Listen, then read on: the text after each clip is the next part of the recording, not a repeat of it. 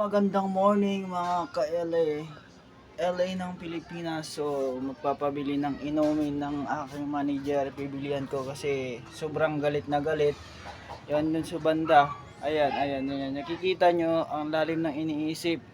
Yan din na lumilingon. Bibilihan natin ng gamot. Ito yung pera niya biniulit. Ay, nahulog pa. 200 peso na lang daw. Bibili natin ng inumin. 200 na lang yan. Magagalit kasi hindi makainom. Lasinggera na. So makikita nyo sa Facebook niyan na itatag natin to. Bibili siya ng cheeser. Bibili natin ng cheeser na yung inumin niya. Bibili rin ako ng panulak at pang-inom niya. So yun.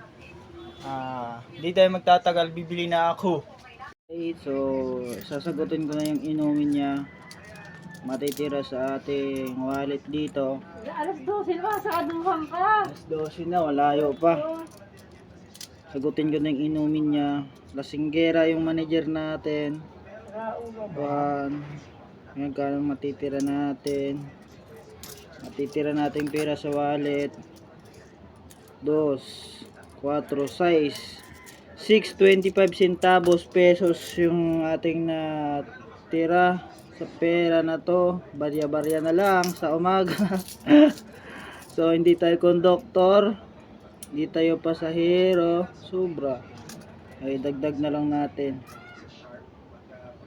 So yun, wala nang pera yun, wala na akong kapera-pera, barya-barya na lang. Pera pero pera pa naman to. 6.25, wala, sagad na talaga, sagad. Wala na akong pera-pera.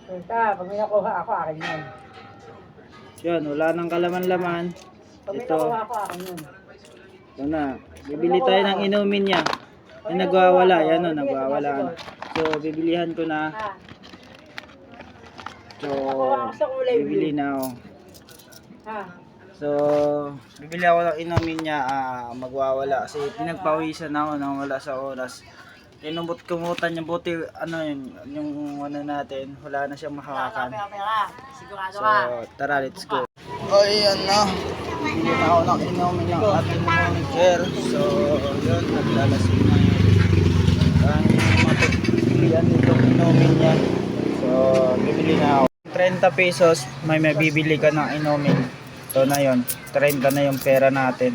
Last bonus. Flavor ng ilang inumin.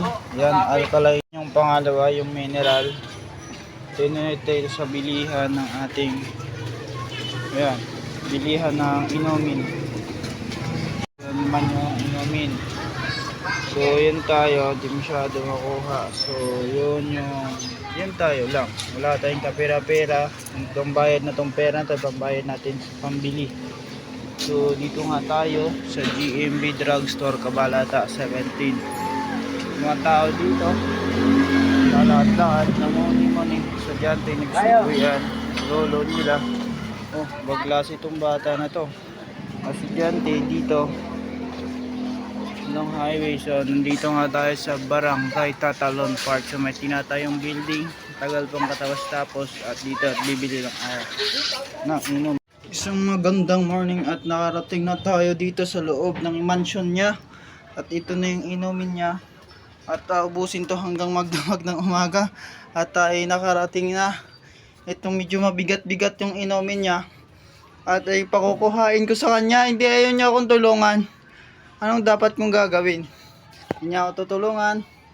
So bahala na siya. Bababa ko na lang to. And babayad na rin.